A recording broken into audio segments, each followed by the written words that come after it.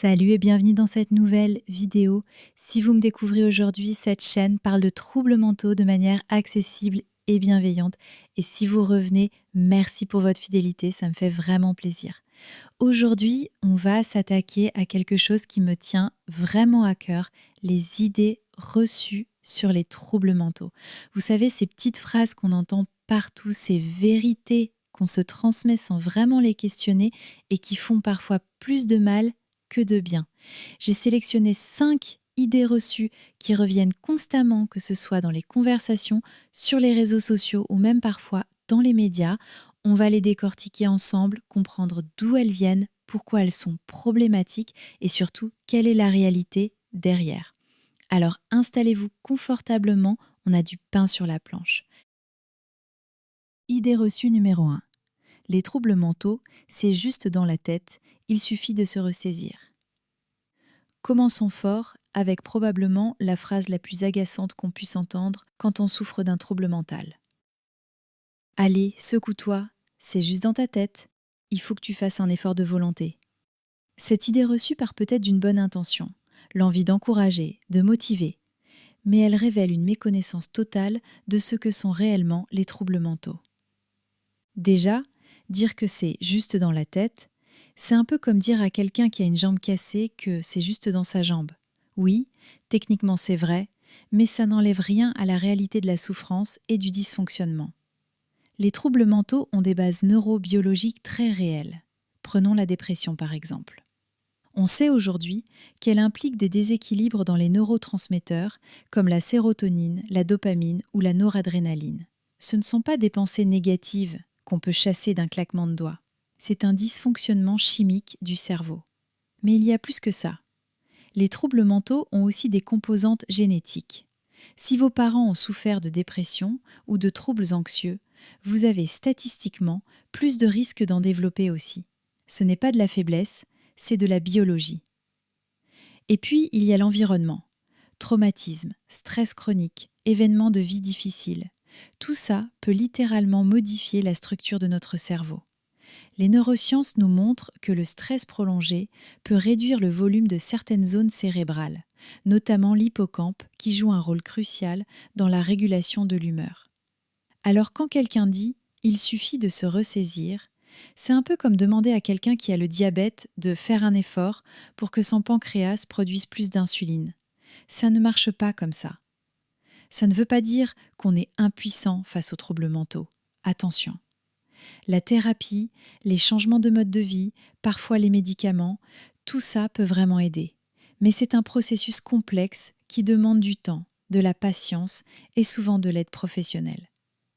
La prochaine fois que vous entendez quelqu'un minimiser un trouble mental en disant que c'est juste dans la tête, vous pouvez rappeler gentiment que le cerveau, c'est un organe comme un autre et qu'il peut dysfonctionner comme un autre. Idée reçue numéro 2. Alors celle-là, elle fait particulièrement mal à entendre. L'idée que la dépression serait une forme de paresse déguisée, ou pire, une façon d'attirer l'attention sur soi. Cette idée reçue vient probablement du fait qu'on ne voit pas la dépression de l'extérieur. Quand quelqu'un a une jambe dans le plâtre, on comprend immédiatement qu'il ne peut pas courir un marathon. Mais quand quelqu'un est dépressif, les symptômes sont invisibles. La fatigue écrasante, le brouillard mental, l'anédonie, c'est-à-dire l'incapacité à ressentir du plaisir. Laissez-moi vous expliquer ce qui se passe vraiment dans le cerveau d'une personne dépressive. D'abord, il y a cette fatigue qui n'a rien à voir avec la fatigue normale après une journée de travail. C'est une fatigue qui vous colle aux os, qui fait que même prendre une douche peut sembler insurmontable. Ce n'est pas de la paresse, c'est un symptôme médical reconnu. Ensuite, il y a les troubles de la concentration. Le cerveau dépressif a du mal à se concentrer, à prendre des décisions, à mémoriser. Des tâches qui semblent simples deviennent des montagnes. Imaginez essayer de travailler avec un brouillard constant dans la tête. C'est épuisant. Et puis, il y a l'anédonie dont je parlais. Les activités qui procuraient du plaisir avant ne font plus rien. C'est comme si le système de récompense du cerveau était en panne. Alors oui, vu de l'extérieur, ça peut ressembler à de la paresse ou du désintérêt, mais en réalité, c'est que le cerveau ne produit plus les bonnes sensations. Concernant l'aspect égoïste, c'est encore plus injuste. Les personnes dépressives sont souvent hyper critiques envers elles-mêmes. Elles se reprochent constamment d'être un fardeau pour leurs proches, de ne pas être à la hauteur. Loin d'être égoïstes, elles sont souvent dans une culpabilité énorme. D'ailleurs, beaucoup de personnes dépressives font des efforts surhumains pour paraître normales en société. Elles se lèvent, vont travailler, sourient quand il faut, alors que chaque geste leur demande une énergie folle. Ce n'est pas de la paresse, c'est du courage. Il faut aussi comprendre que la dépression touche tout le monde.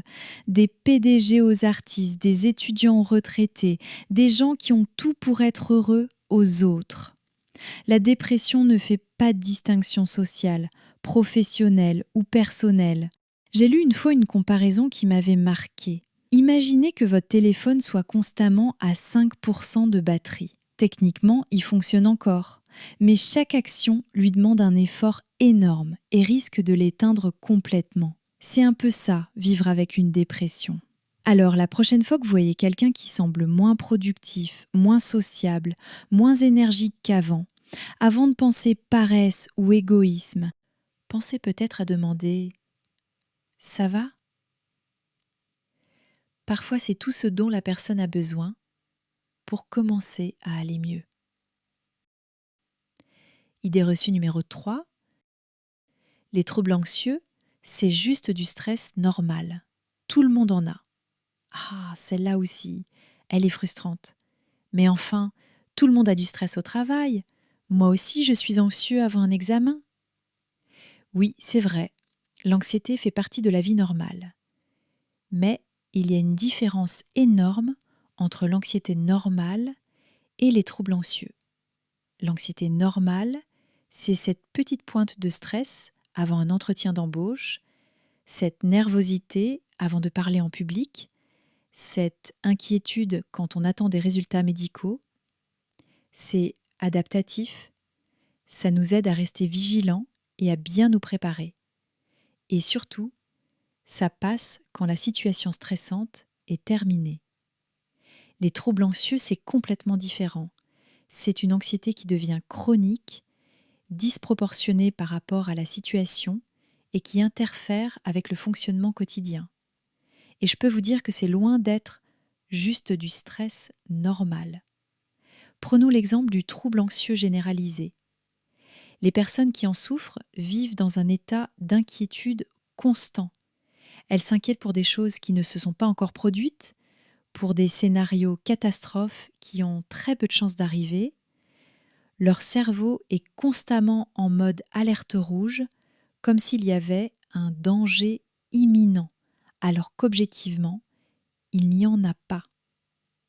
Physiquement, c'est épuisant. Le cœur qui bat vite, les muscles tendus, les troubles du sommeil, les problèmes digestifs. Le corps est constamment en état de stress, ce qui peut mener à de vrais problèmes de santé physique à long terme. Et puis, il y a les attaques de panique. Là, on est vraiment loin du stress normal. Une attaque de panique, c'est une explosion soudaine de peur intense avec des symptômes physiques très concrets, palpitations, sueur, tremblements, sensation d'étouffement, impression de mourir ou de devenir fou. Ça dure généralement quelques minutes, mais ces quelques minutes peuvent sembler des heures. Et contrairement à l'anxiété normale qui nous aide à performer, l'anxiété pathologique nous paralyse. Quelqu'un avec un trouble anxieux peut être tellement inquiet de mal faire qu'il finit par ne rien faire du tout ou par ressasser les mêmes pensées en boucle sans arriver à passer à l'action. Les troubles anxieux ont aussi une composante génétique importante. Si vos parents ont des troubles anxieux, vous avez plus de risques d'en développer. Ce n'est pas juste de l'éducation ou un mauvais apprentissage du stress. Et puis, il faut savoir que les troubles anxieux peuvent se développer après les traumatismes. Le trouble de stress post-traumatique, par exemple, c'est le cerveau qui reste bloqué en mode danger après avoir vécu quelque chose de traumatisant. Alors oui, tout le monde connaît l'anxiété, Mais dire que les troubles anxieux, c'est juste du stress normal, c'est comme dire qu'avoir 39 degrés de fièvre, c'est juste avoir un peu chaud. L'intensité et l'impact sur la vie quotidienne sont complètement différents. La bonne nouvelle, c'est que les troubles anxieux se soignent très bien, souvent avec des thérapies comportementales et cognitives, parfois avec des médicaments. Mais ça demande de reconnaître que ce n'est pas juste du stress et d'aller chercher de l'aide. Idée reçue numéro 4. Les troubles bipolaires, c'est juste des sautes d'humeur normales. Alors là, on touche à un malentendu énorme. Combien de fois j'ai entendu des gens dire « Oh là là, je suis complètement bipolaire aujourd'hui » parce qu'ils étaient contents le matin et un peu grognons l'après-midi. Ou pire, qualifier quelqu'un de bipolaire juste parce qu'il change d'avis ou qu'il a des réactions qu'on ne comprend pas. Le trouble bipolaire, ce n'est absolument pas des sautes d'humeur normales. C'est un trouble mental grave qui se caractérise par des épisodes extrêmes d'humeur qui durent des semaines, voire des mois. Laissez-moi vous expliquer la réalité. Le trouble bipolaire se manifeste par 2 types d'épisodes principaux. Les épisodes maniaques ou hypomaniaques et les épisodes dépressifs. Un épisode maniaque, ce n'est pas être de bonne humeur. C'est un état d'euphorie ou d'irritabilité extrême qui dure au minimum une semaine. La personne dort très peu, parfois 2-3 heures par nuit, mais se sent pleine d'énergie. Elle parle très vite, saute d'une idée à l'autre, a des projets grandioses et irréalistes. Elle peut prendre des décisions impulsives et dangereuses, dépenser tout son argent, quitter son travail sur un coup de tête, avoir des comportements sexuels à risque. Pendant un épisode maniaque, la personne peut aussi avoir des idées de grandeur. Elle peut croire qu'elle a des pouvoirs spéciaux, qu'elle va révolutionner le monde, qu'elle n'a besoin de personne. Parfois, ça peut même aller jusqu'aux hallucinations ou au délire. L'hypomanie, c'est une version moins intense de la manie, mais qui reste bien au-delà des variations d'humeur normales. La personne est inhabituellement énergique, productive, confiante, mais sans les complications graves de la manie. À l'autre extrême, il y a les épisodes dépressifs. Et là, on ne parle pas d'avoir un jour sans. C'est une dépression profonde qui peut durer des mois. Tristesse intense, perte d'intérêt pour tout, fatigue extrême, trouble du sommeil et de l'appétit, pensée de mort ou de suicide. Ce qui est particulièrement difficile avec le trouble bipolaire, c'est cette alternance imprévisible. La personne peut passer d'un état à l'autre, parfois avec des périodes de stabilité entre les deux, parfois en enchaînant directement. Imaginez vivre avec cette épée de Damoclès au-dessus de la tête, sans savoir quand le prochain épisode va arriver. Et contrairement aux sautes d'humeur normales qui sont souvent déclenchées par des événements extérieurs, les épisodes bipolaires peuvent survenir sans raison apparente. C'est le cerveau qui dysfonctionne, pas une réaction normale au stress. Le trouble bipolaire a aussi un impact énorme sur l'entourage. Les proches vivent dans l'incertitude, ne savent jamais à quelle version de la personne ils vont avoir affaire. Pendant les épisodes maniaques, ils peuvent subir des colères inexpliquées ou être entraînés dans des projets irréalistes. Pendant les épisodes dépressifs, ils se sentent impuissants face à la souffrance de leurs proches. Il faut aussi savoir que le trouble bipolaire a un taux de suicide très élevé, environ 15% des personnes qui en souffrent. Ce n'est vraiment pas juste des sautes d'humeur. Le diagnostic est complexe et demande l'expertise d'un psychiatre. Il faut généralement avoir vécu au moins un épisode maniaque ou hypomaniaque pour être diagnostiqué bipolaire. Et attention, il ne faut pas confondre avec la cyclothymie, qui est une forme plus légère avec des variations d'humeur moins extrêmes. La bonne nouvelle, c'est que le trouble bipolaire se stabilise très bien avec un traitement adapté, souvent des régulateurs d'humeur comme le lithium. Beaucoup de personnes bipolaires mènent une vie tout à fait normale avec un bon suivi médical. Mais pour ça, il faut arrêter de banaliser ce trouble en parlant de sautes d'humeur. Quand on dit à la légère Je suis bipolaire, on contribue à la stigmatisation des personnes qui souffrent vraiment de ce trouble. Elles ont déjà assez de difficultés sans qu'en plus on minimise leur souffrance. Idée reçue numéro 5. Les troubles mentaux touchent seulement les gens faibles ou les ratés. Et on termine avec probablement l'idée reçue la plus injuste et la plus stigmatisante de toutes. Cette croyance que les troubles mentaux ne touchent que les gens qui n'ont pas de caractère, qui sont faibles mentalement ou qui ont raté leur vie. Cette idée reçue est non seulement fausse, mais elle est aussi très dangereuse parce qu'elle empêche les gens de chercher de l'aide. Qui a envie d'admettre qu'il souffre d'un trouble mental si ça veut dire être étiqueté comme faible ou raté ? La réalité, c'est que les troubles mentaux touchent tout le monde, sans exception. Aucune profession, aucun niveau social, aucun niveau d'éducation, aucun âge n'est épargné. Des célébrités comme Robin Williams, Anthony Bourdain ou plus récemment Caroline Flack ont souffert de troubles mentaux. Des dirigeants d'entreprise, des médecins, des enseignants, des artistes, des sportifs de haut niveau, la liste est infinie. Et pourtant, on ne peut pas dire que ces gens étaient des ratés ou des faibles. En fait, statistiquement, une personne sur 4 souffrira d'un trouble mental au cours de sa vie. 1 sur 4. Ça veut dire que dans votre famille, votre cercle d'amis, vos collègues, il y a forcément des gens qui sont concernés. Est-ce qu'un quart de la population mondiale est composé de faibles et de ratés ? Bien sûr que non. Il faut aussi comprendre que les troubles mentaux peuvent se développer à cause de facteurs complètement indépendants de notre force de caractère. Les facteurs génétiques, par exemple, si vous héritez d'une prédisposition à la dépression ou aux troubles anxieux, ce n'est pas parce que vous êtes faible, c'est de la génétique. C'est comme hériter de la couleur de vos yeux ou de votre taille. Les événements traumatisants aussi, un accident, la mort d'un proche, une agression, une catastrophe naturelle, ces événements peuvent déclencher des troubles de stress post-traumatique, des dépressions, des troubles anxieux. Et ça peut arriver à n'importe qui. Être traumatisé après avoir vécu quelque chose de terrible, ce n'est pas de la faiblesse, c'est une réaction humaine normale. Il y a aussi tous les facteurs biologiques qu'on ne contrôle pas, les déséquilibres hormonaux, les maladies, certains médicaments, les changements dans le cerveau liés au vieillissement. Tout ça peut influencer notre santé mentale. Et puis paradoxalement, certains troubles mentaux sont même associés à des formes de force. Les personnes avec un trouble bipolaire sont souvent très créatives, très intelligentes. Beaucoup d'artistes, d'écrivains, de musiciens célèbres étaient bipolaires. L'hypersensibilité qui accompagne certains troubles peut être une richesse, une capacité d'empathie extraordinaire. Les personnes avec des troubles anxieux sont souvent très consciencieuses, très attentives aux détails, capables d'anticiper les problèmes. Dans certains contextes, c'est un atout.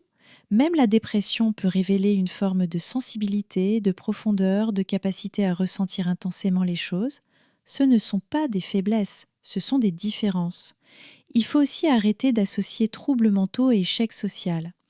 Beaucoup de personnes qui souffrent de troubles mentaux sont brillantes professionnellement, ont des relations épanouissantes, contribuent positivement à la société.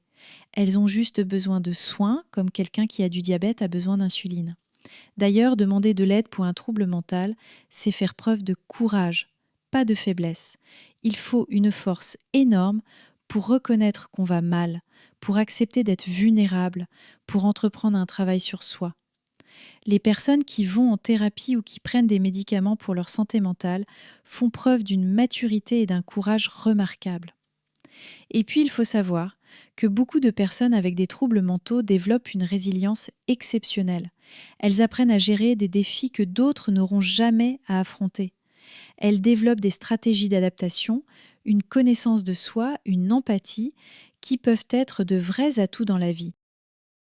Voilà, on arrive à la fin de notre tour d'horizon des idées reçues sur les troubles mentaux.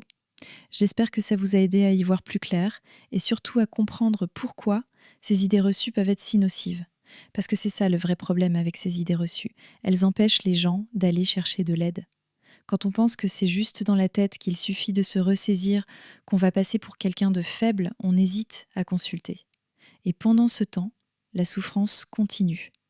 La réalité, c'est que les troubles mentaux sont des maladies comme les autres. Elles ont des causes biologiques, génétiques, environnementales. Elles se diagnostiquent, elles se traitent, et avec un bon accompagnement, on peut vivre une vie épanouie malgré elles. Alors si vous reconnaissez certains symptômes chez vous ou chez un proche, n'hésitez pas à en parler à un professionnel.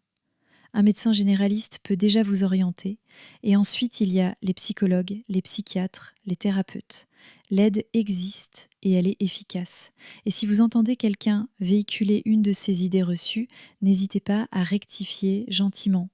Chaque conversation compte pour faire évoluer les mentalités.